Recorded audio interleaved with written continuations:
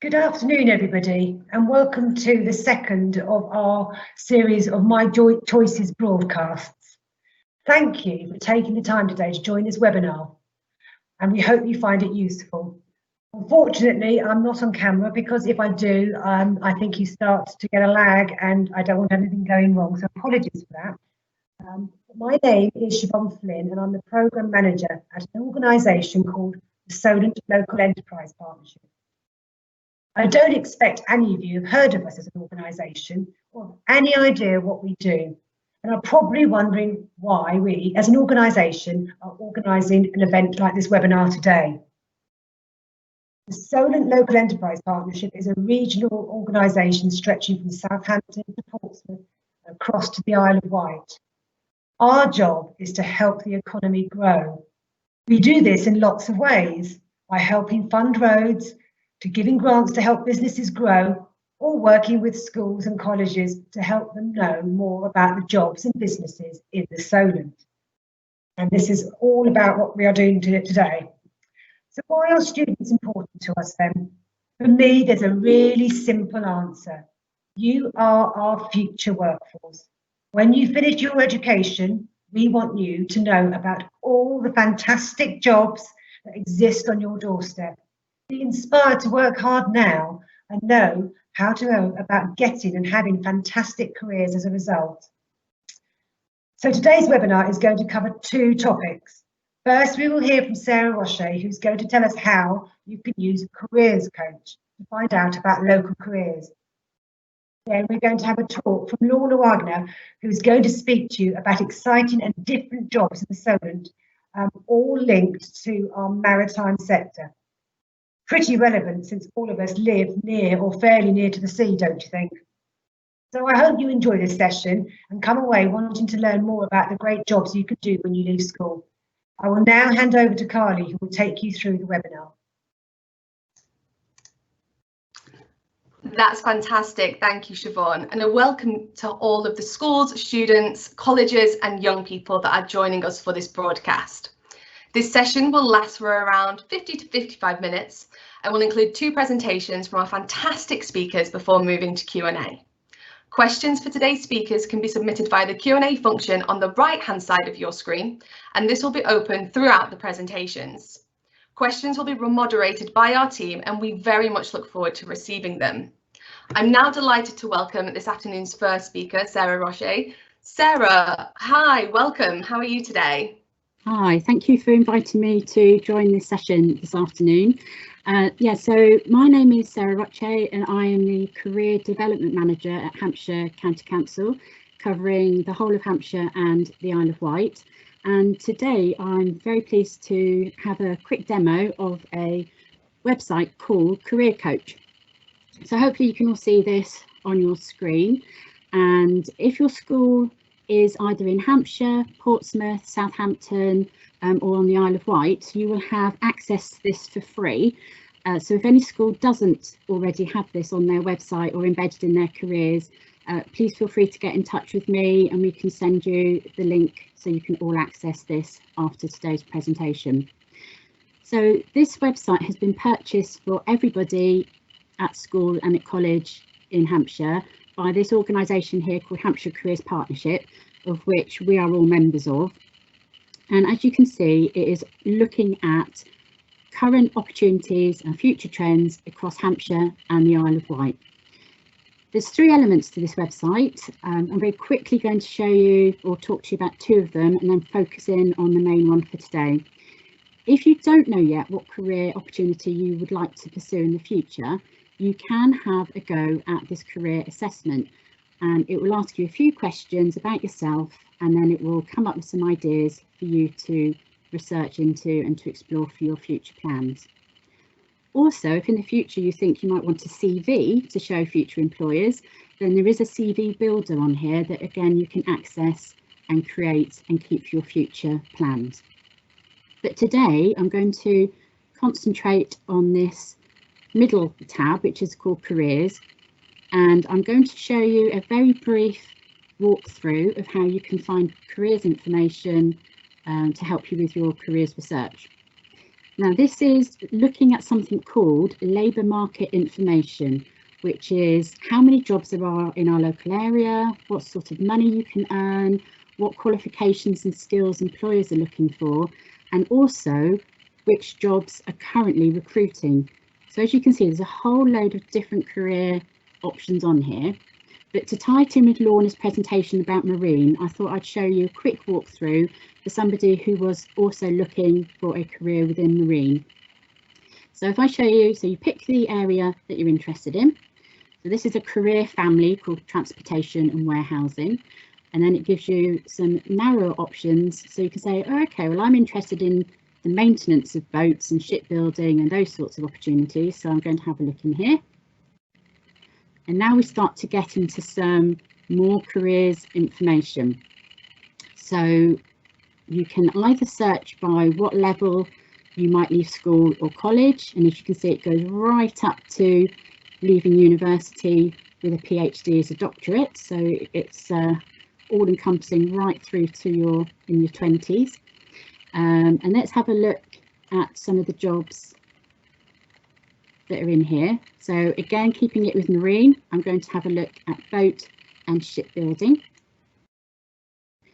So now we get into some quite detailed information. Now, one thing I did say is that we've purchased this for Hampshire, Portsmouth, Southampton and the Isle of Wight schools to have a look at. So if I can just minimize. So for example, if you're in a school on the Isle of Wight and you only want to see the labour market information that affects you on the island, then you could just click on the Isle of Wight and you would just see the data for that area. And again, the same will apply if you're in Portsmouth, Southampton or the whole county. I'm going to leave it for covering the whole region for the time being. So what we have here, we have the average salary that somebody in the boating industry would be earning. But you can see it's got here how much you would start off by earning and what your top salary could be. And this is the labour market information bit. This is telling us how many people are currently in these types of jobs in our geographical area. So you can see at the moment there's 475 boat builders. And this is live data, so this does change on a pretty regular basis. So then we have information about the different jobs and also what qualifications you might be expected to get. And for this industry, we can see that the majority of people have either done a college course or an apprenticeship style qualification and go into the industry with a level 3 qualification. And then we also have a list of some of the skills that employers might ask for on a job advert. So you can see the sorts of things that they are asking for. And I know most people are interested in how much money you can earn. So there's an interesting tab there on the wages. And again, it shows you that people in this industry can earn anything from about 19,000 up to 40,000. And obviously the higher salaries there come with more qualifications, more experience and more time spent in the industry. But you can see the career plan and you can see the projection of your potential salary right up to the top there. Then I know we're in a very interesting time at the moment with COVID-19. And as I said, this is live data that we're presenting on this database. So you can see here, this data has been collected since 2018. And this year, we've got a little bit of a drop here. And this is when the first lockdown happened. But as you can now see, we are coming out of that and the industries are all starting to pick up again, which is fabulous news. But this is really interesting, so you can see the projection of the career that you're looking at, and you can do a bit of a guesstimate as to how many vacancies and jobs there's likely to be in that particular industry. Also, when you're doing research into who actually recruits people, we've got companies here that have got job adverts out, and these are the main people that we've seen place adverts in our region. And again, they do this employment projection right across, we're up to 2028, so way up into the future. Most of you will have left school, college, even university, if you're looking at that as an option by that stage. And you can see it's a pretty steady industry, but again, this gives some projection as to how the company, or sorry, the career is likely to pan out over the next future.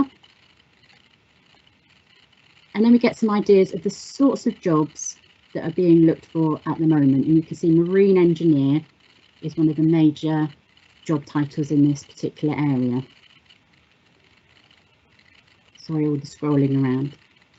Now, if you are interested in boat and shipbuilding because of the types of skills that it uses, or the types of subjects, like the STEM subjects that you might pick up at school, for example, and you might think, what else can I do that's similar?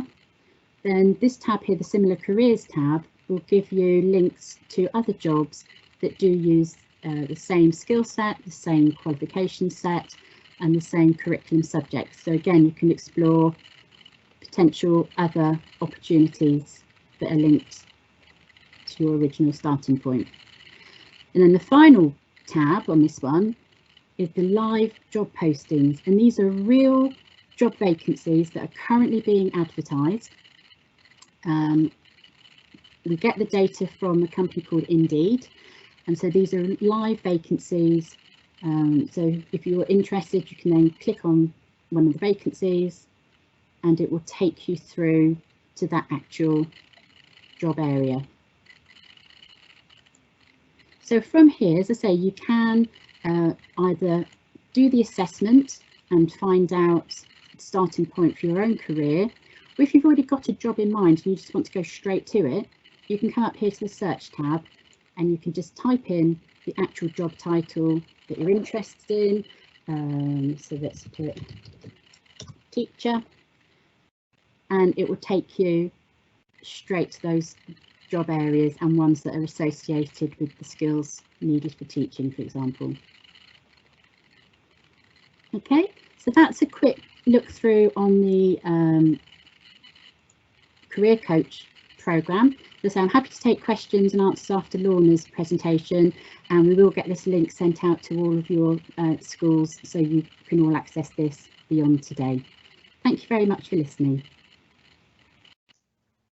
Thank you, Sarah. What a fantastic tool. I really hope all of the schools and students who are joining us today take advantage of that. How exciting. So we are just in the process of making sure that Lorna and her fantastic presentation are able to join us, if you bear with us. And Lorna, hi, welcome to your My Choices broadcast presentation. Thank you for being with us today. No problem. Thank you very much for inviting me. My name is Lorna Wagner. I live in Hampshire. I live in Andover. I work for an organisation called Maritime UK. I also work for the Solent LEP in the Solent in Hampshire. So for Maritime UK, I am the programme manager for careers and outreach.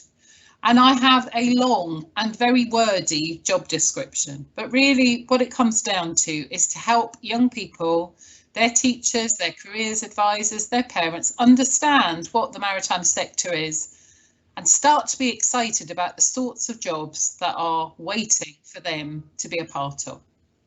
So hopefully by the time we finish this presentation today, you'll feel more comfortable about what on earth the maritime sector is. Can I have the next slide, please? So, the maritime sector. You will have heard the word maritime. You probably won't have heard about the 2050 strategy. The 2050 strategy was written by the government, by the Department for Transport. It was written a little over 4 years ago, where they had done some forecasting as to what was going to happen in the maritime sector over the next 30 years. The first thing is that by 2030, so in 10 years' time, the sector is expected to have doubled in size. That means hundreds of thousands of extra jobs across all these industries that make up the sector.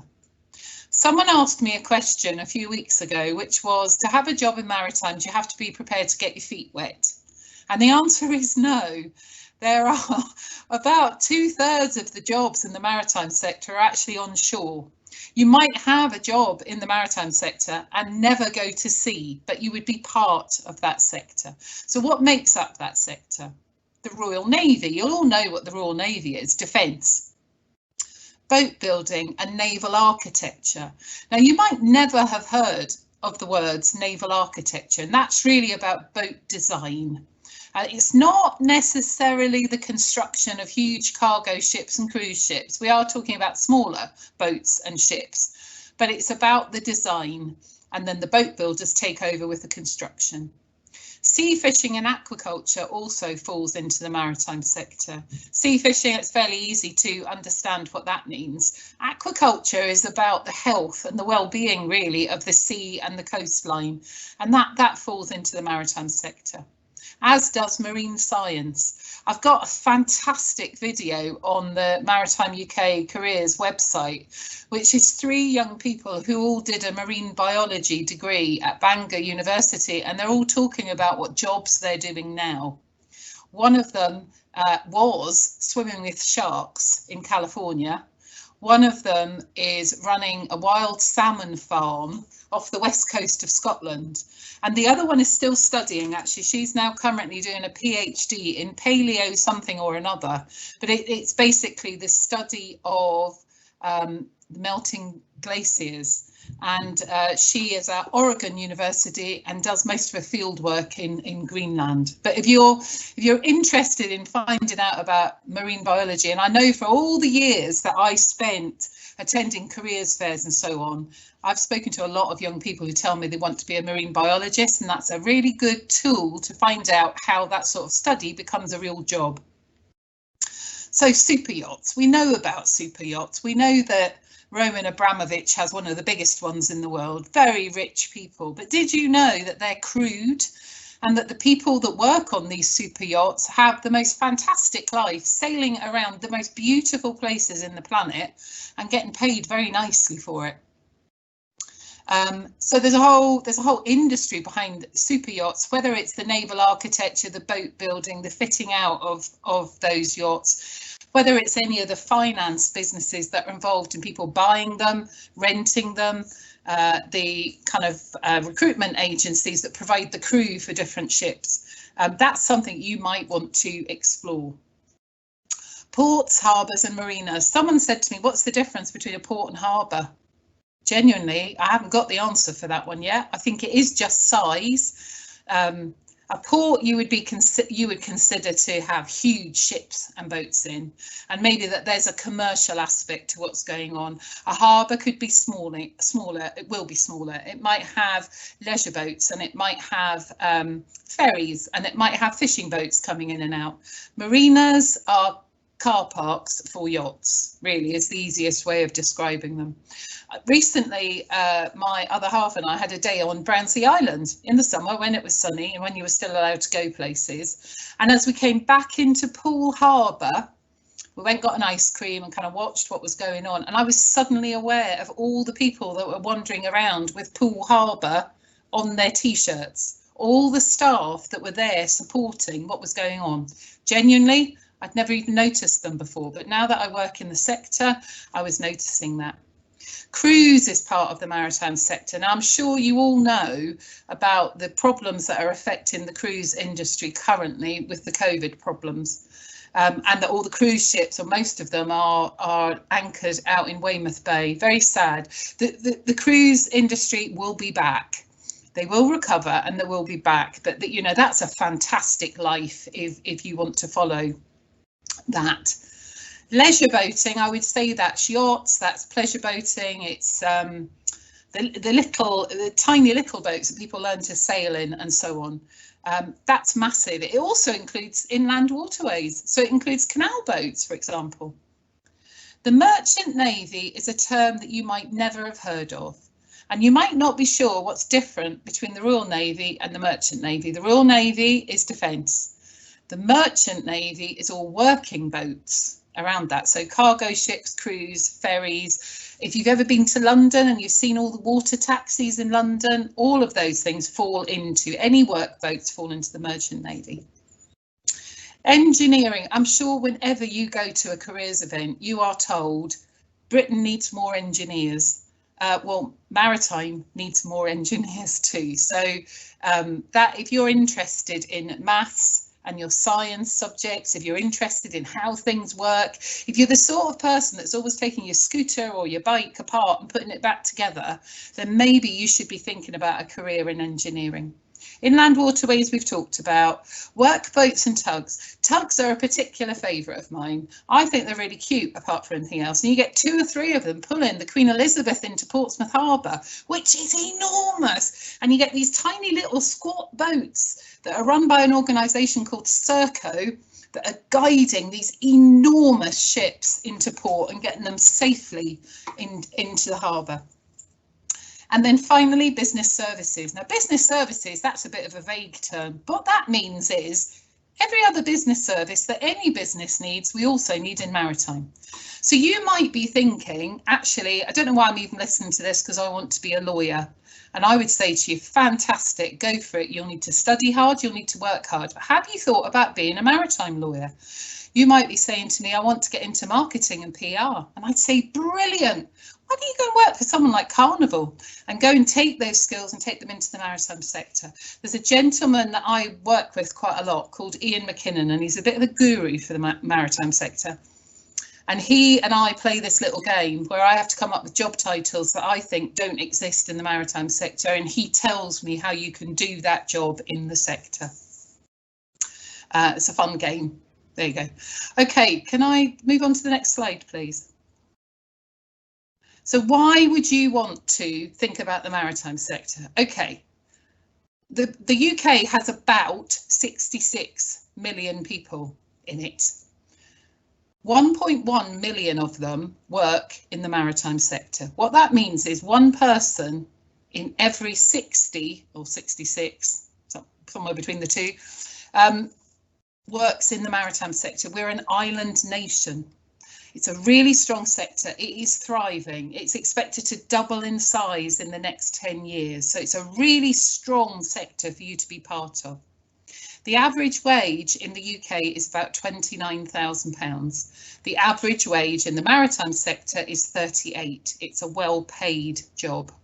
So lots of different ways to come in. We talked about the Merchant Navy. The Merchant Navy runs a whole series of training programs which are called cadetships, and you might never have heard of that. I hadn't heard of that before I started in this job.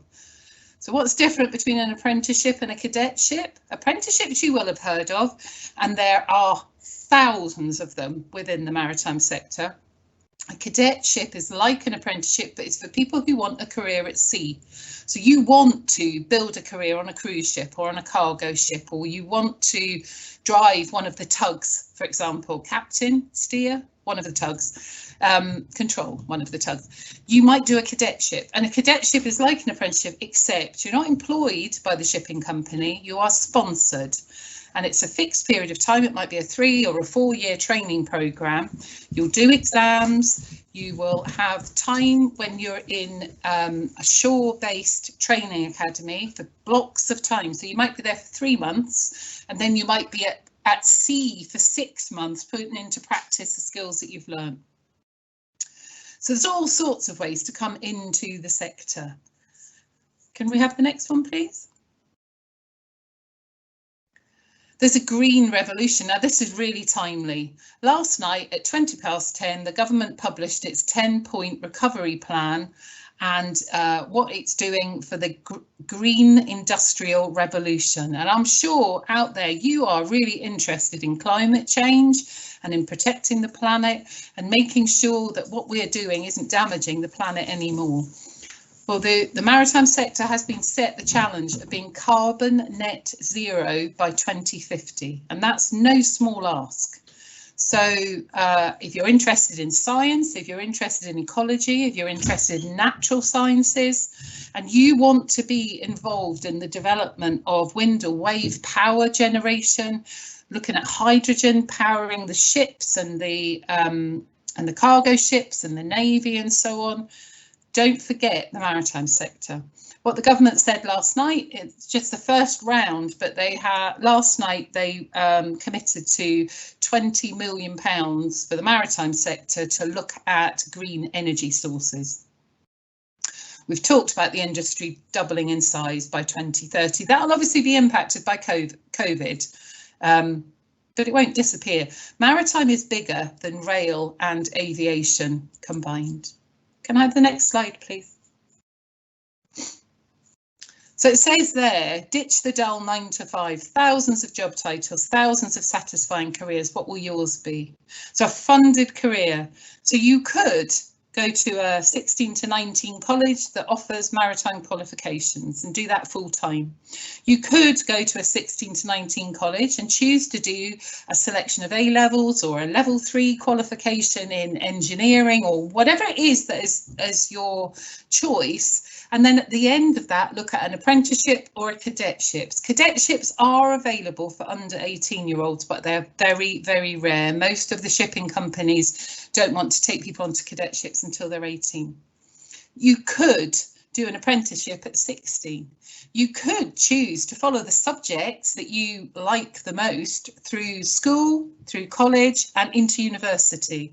Now we've got 3 universities locally that all offer a fantastic range of maritime qualifications, and the simulator area at Southampton Uni is something that you just wouldn't believe. You can go into simulators where it looks like you are the captain of a ship and you've got to, I was going to say park, but I'm sure that's not the right terminology.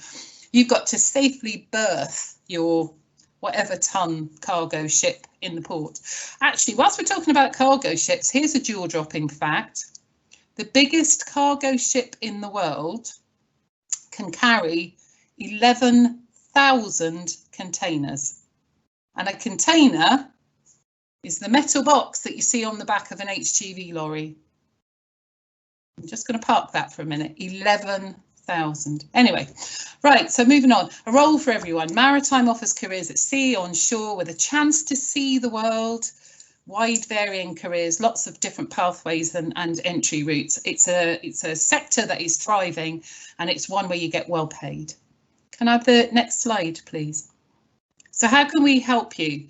So that top link is to the careers area of my website. And the next one is for any of the teachers or careers advisors that are out there that might be listening to this presentation as well. We operate a careers professionals network where I can communicate with you directly and talk to you about skill shortages and talk to you about which organisations are recruiting and talk to you about the new resources that we're creating. We have produced 3 regional careers videos, and there's one for the Solent actually. You can see it there, it's in the middle, but if you follow that link, it will take you to that page on the website and be able to watch that video. If we've got time today, we might run that video for you, but if not, you'll be able to look at that back at school or back at college after today. Can we have the next slide, please? So what else can we do? Well, I have got 14 videos on the website which all delve down into different industries. So I talked about the video that helps you understand what to do with a marine biology degree and how to turn that into a job. That's the picture in the bottom left-hand corner where you can see the scuba diver and all the orange fish.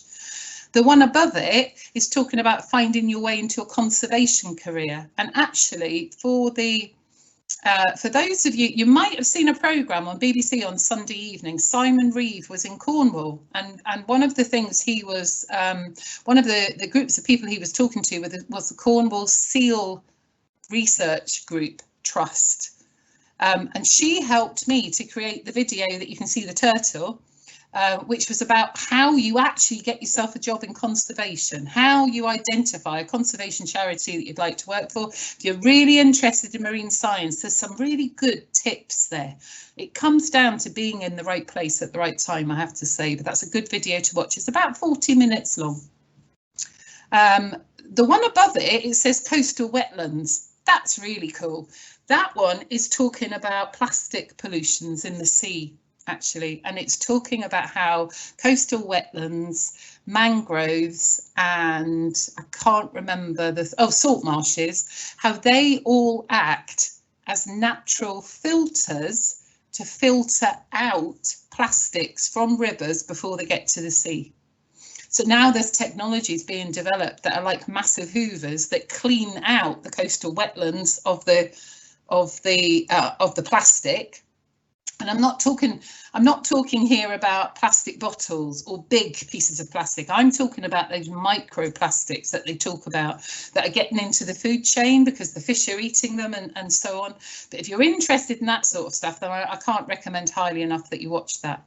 There are also videos on there. There's a couple of those are on there about finance, actually. Maybe what you're thinking is what I want is a career in the city. I want to work for the banks. I want to go and get really rich and be really successful. There's 2 videos there, one on global trade, one on shipbrokers. I've got another one that looks at Portsmouth International Port, and it helps you understand the business functions within the port and the sorts of job titles that come with it. I think there's a problem. I think when you live near the sea and there's ports and there's ships and all the rest of it, you start to not even see it. It becomes a bit like wallpaper. It's there in the background. We don't see it. We don't think about it in terms of job opportunities and careers and what that could mean for you.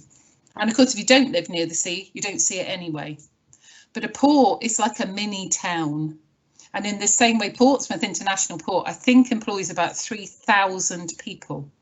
So when I talk to you about thinking about the maritime sector as a thriving sector, if you tell me you want to be an accountant, I would say it'd be really good to get into finances at the port. If you're interested in logistics and how we move things around and how we get things from one place to another, why not think about it at the port and just consider that? And in the same way, if you're someone who's looking at the trades and you're thinking about carpentry and joinery, for example, it may well be that your careers advisor would say to you, OK, have you thought about where you want to be a carpenter and joiner? Are you wanting to build houses? Are you happy working out in the open air, or do you want to work inside houses, or are you looking at building furniture? I would hope that by the time I've done more and more of this training for careers advisors, they also say to you, how would you like to work on a yacht? How would you like to be a carpenter or a joiner that's working on super yachts? Because that would be an awesome job. So there's a whole series of videos there which you're able to access at whatever time suits you. They are about half an hour long. They're quite long, those ones, but they're really good. Underneath that, the second link is virtual tours. Within the website, we've managed to gather, it's either 13 or 14 virtual tours of maritime sites and vessels. And the coolest one, well, there's 2 actually. There's one that's of DP World London Gateway, which is the big international port in London. And it's a virtual tour, and you can use your mouse, a bit like Google Street View. You can use your mouse to move around, and if you go and click on top of one building, it will take you there and you can go inside it and have a look. The other really, really cool one, the Royal Navy made for me, and it's of an ice patrol ship. And this ice patrol ship spends most of its life in the Antarctic.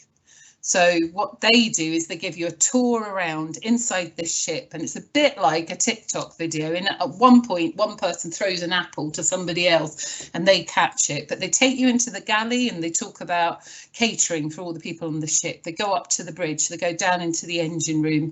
You talk to the, I think it's probably called a PT instructor, but a PE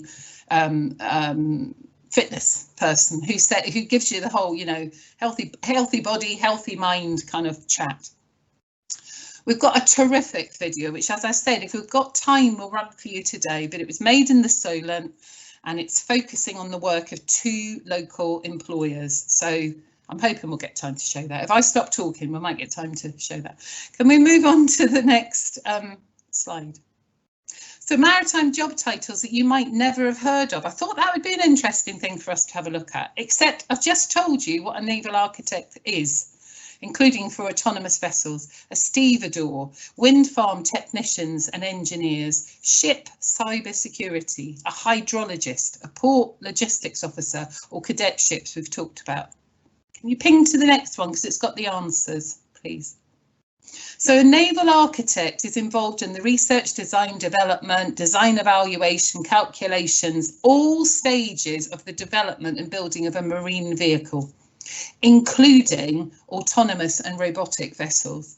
And that actually is a new industry that is building. Autonomous vessels is something that is really growing at speed. That means robotic ships that don't have any human beings on them. And actually, just as a little aside, I was talking to a gentleman the other day who runs a company based in Southampton who have created what are like halfway between a lawnmower and a vacuum cleaner. And they are robots, and they go under the water, under the ships, to clean the hull of the ships whilst they're in port.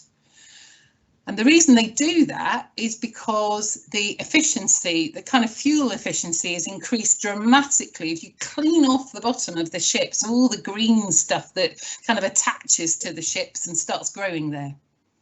Now that's important for a couple of reasons. One is because they want to increase their fuel efficiency, but the other is that they might have picked up some of these organisms in the Pacific Ocean or in the South Atlantic or whatever, and we don't want those organisms polluting the Solent when the ship comes back into port here.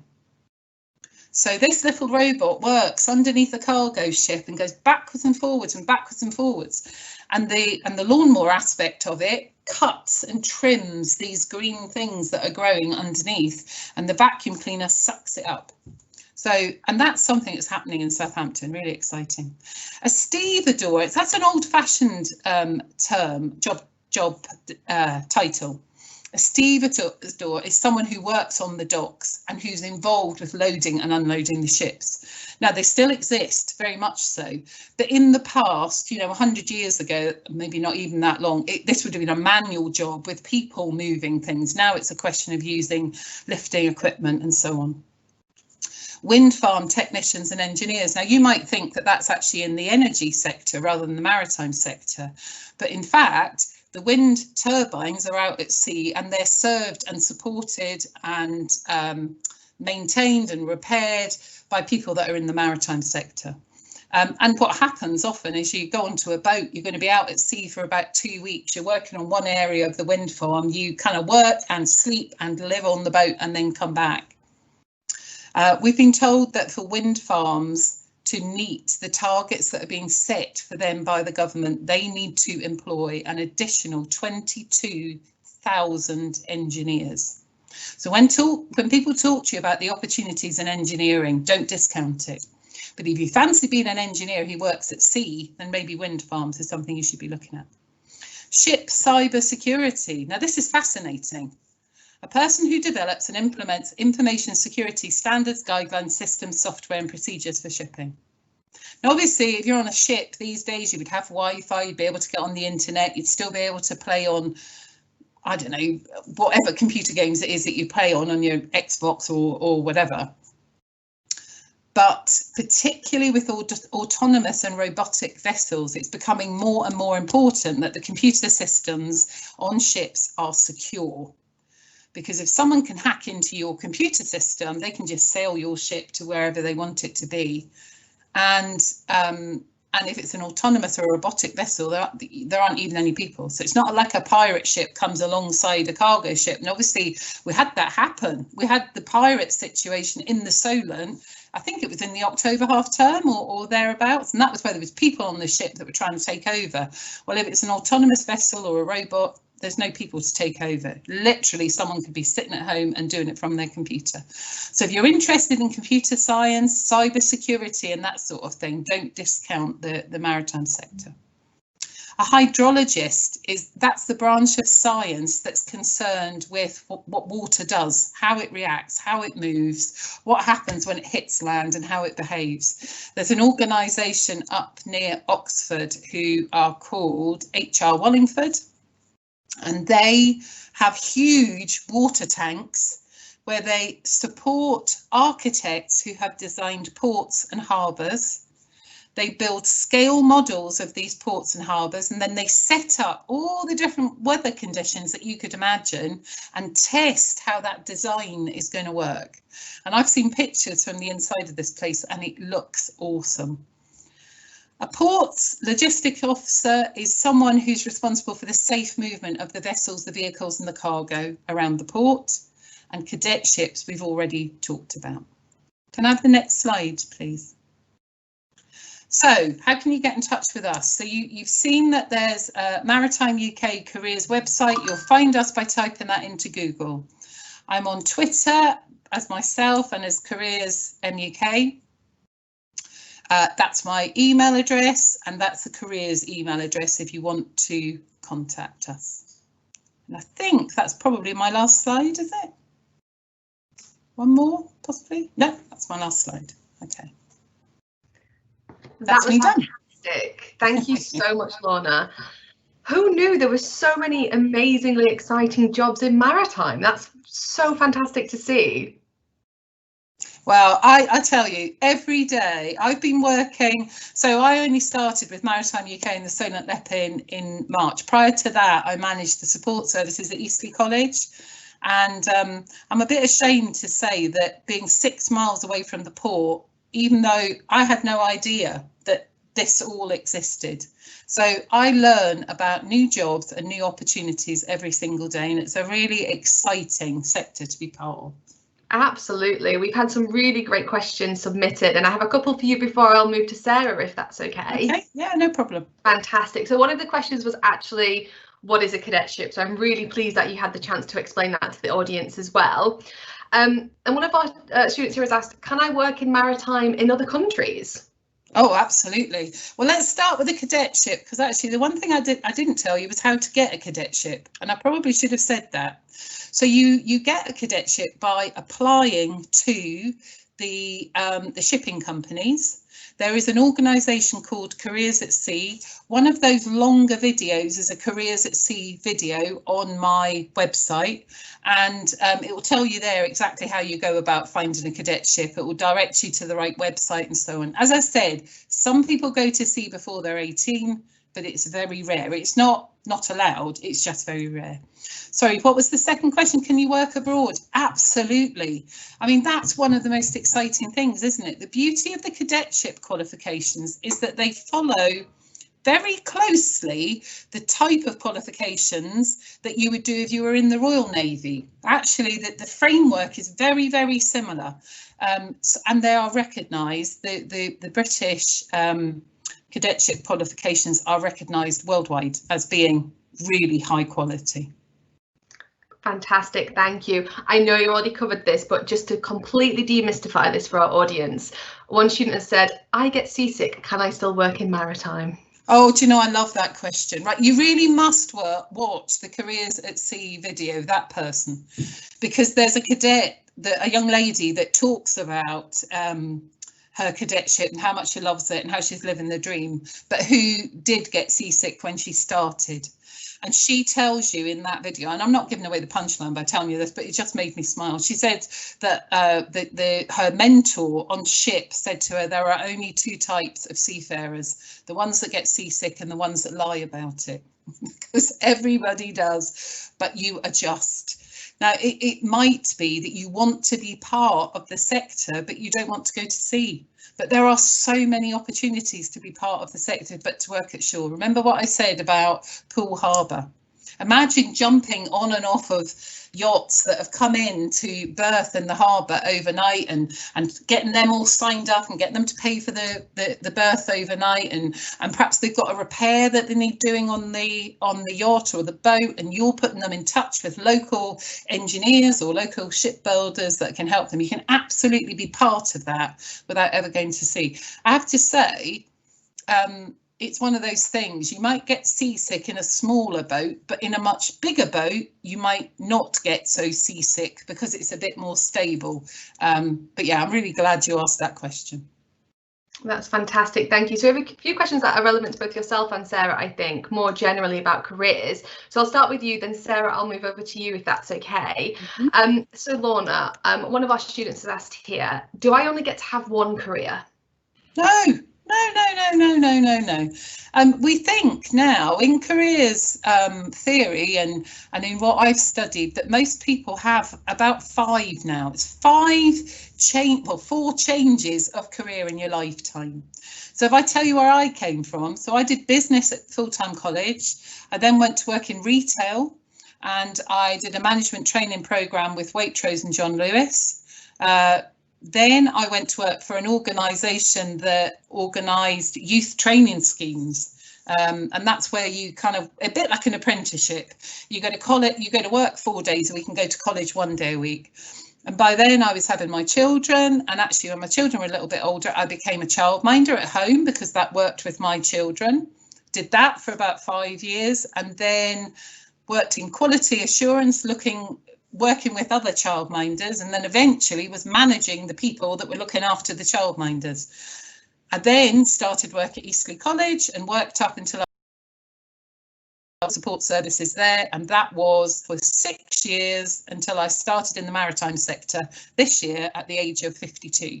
So no, go for it, explore, follow your interests, because the things that you're interested in are the things that you will put the passion into and you'll strive to progress. And all we know is that we get one hit at life, so let's make the most of it and go and follow your dreams is what I would say. That's fantastic, thank you. And Sarah, would you offer us a similar message to our audience as well? Well, mine's similar but different in that I've always worked in careers ever since I left university, but even within that one career area, I've had about a dozen different jobs, even running my own careers company for 8 years. I've been a trainer, I'm a careers advisor, I'm now a manager.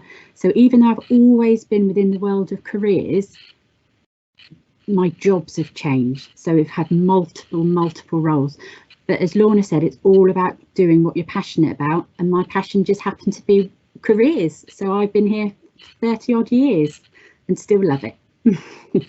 That's fantastic. How wonderful to work in careers and be passionate about that. And that is your career for 30 years. That's so exciting. We do have a question here that a student has asked, does Career Coach cover all different types of careers, Sarah?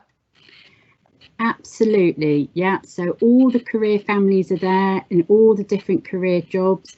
If there's any teachers listening, I have written 4 lesson plans for you to explore Career Coach.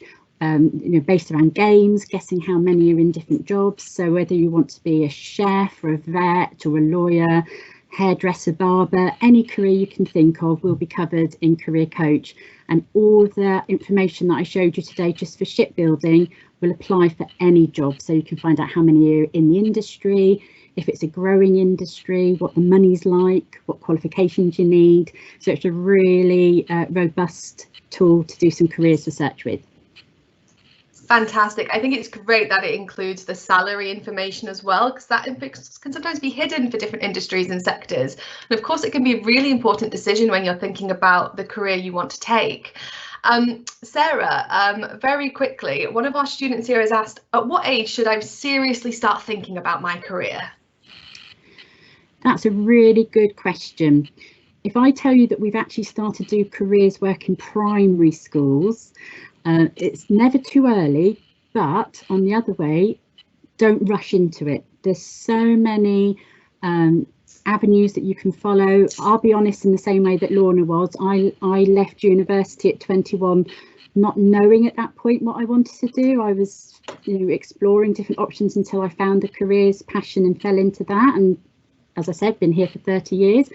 So you go at your own pace. What I would say is make the most of the opportunities you've got now to do the research, talk to as many people as you can, whether that's careers advisor in school, teachers in school, find out what friends and family have done for different jobs. Just explore what's out there, because there's hundreds of things that you won't have heard about yet, and Lorna's covered a great range of those today.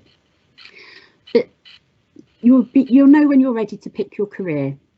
And it's more about finding that passion and finding what you're interested in, and whether that's building it around your favourite subject at school, your favourite activity that you do outside of school. My son, for example, started off in police cadets and is now looking to join the police.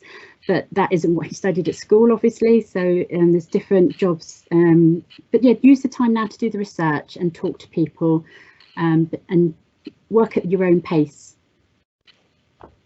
That's fantastic. Thank you so much. Lorna, do you have any insights on those two questions? So what age did I start thinking about my career? And I guess similarly, how do I know what's right for me? Right, well, there's $1 million question, isn't it? How do you know what's right for you? I think sometimes it's a question of discounting things, but not too early. I would encourage anyone who's watching this afternoon to consider thinking about what they want to do in the future as a research project, really, and go and find out about things. Now, maybe that you know quite early on that what you don't want to do is work in a boring office, and lots of people say that. Does that mean you want to work outside? How do you feel about working out in all weathers? Are you good at problem solving? Are you good at chatting to people? Can you make friends with people really easily?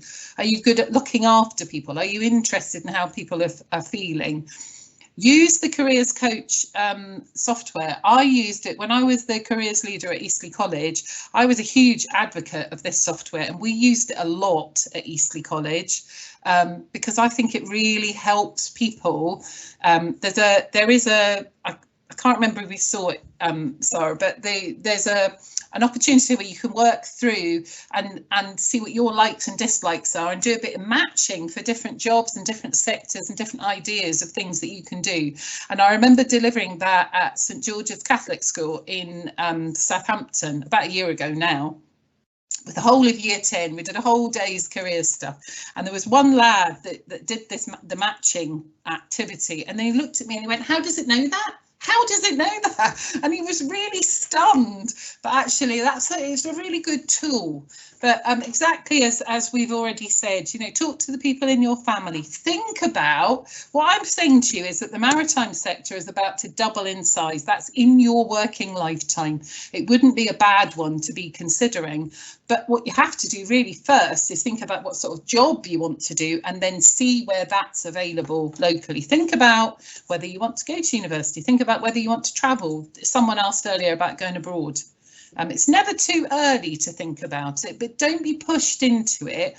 And what's really, really important is it has to be your decision, not your big brother's decision, not your mum and dad's, not your teachers, not your careers advisors. This is about you. And it's for you to say, but I'm really interested in that. That's something I would like to do. So I've got two sons. One of them has always wanted to be a police officer, and he is a police officer. He's just completed his basic training, and he starts on his first shift in Andover next Wednesday. My other son has never known what he wants to do. He's 20 years old. He still doesn't know what he wants to do. He's working, but he hasn't found his thing yet. And neither one of those is right or wrong. Both of them are okay, as long as you've got people around you that are supporting you, and you've got access to the Careers Coach software. So I'd suggest you use it. That's fantastic. Thank you. We have time for one final question, and that is around the importance of work experience. And how important do you think it is for young people to secure and take part in work experience? Oh, there's nothing like it. It's absolutely the gold standard. It's the best thing you can do. There is nothing like having to turn up at business premises in whatever it is, whether it's a garage, a restaurant, whether it's a hairdresser's, whether it's with an electrician, etc., etc., and getting to feel what it feels like inside that organisation, understanding what the expectations are from an employer. Of course, at the moment, that's all off the table, which is really sad because of the COVID pandemic, no face-to-face work experience is happening at the moment in Hampshire, as far as we know. Some of the colleges, I know colleagues at Eastleigh College are still hoping that they'll be able to do proper face-to-face work experience towards the back end of this academic year. But there's a lot of organisations out there that are trying to make virtual work experience available to you.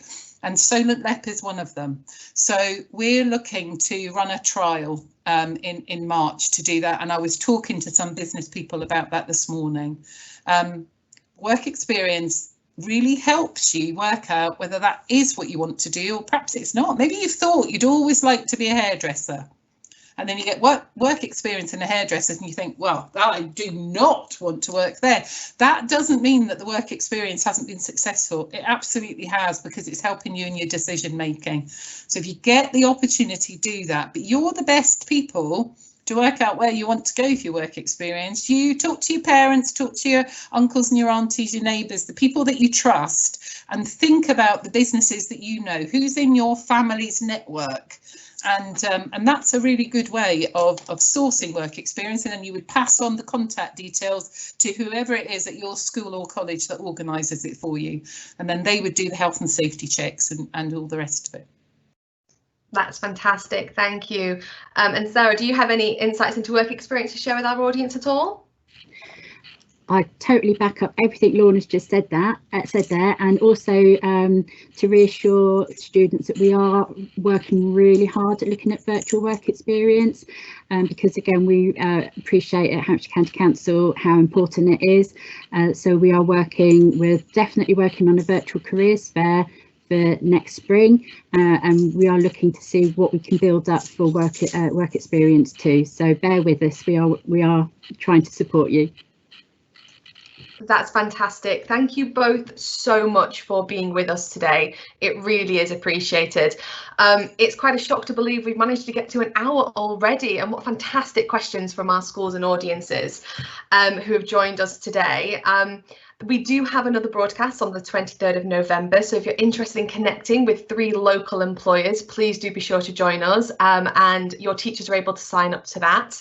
Siobhan, do you have any last comments or closing remarks to share with our audience at all?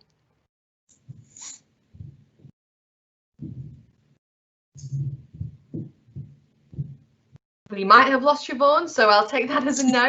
But again, thank you so much for joining us today, everybody. It really is appreciated. This session has been recorded and will be made available on the Solent Careers Hub in the next few days. And if you have any questions at all, please don't hesitate to contact us, and we'll be sure to share all of those fantastic video links with you as well that Lorna and Sarah kindly brought to the session today. Have a great day, everyone. Bye.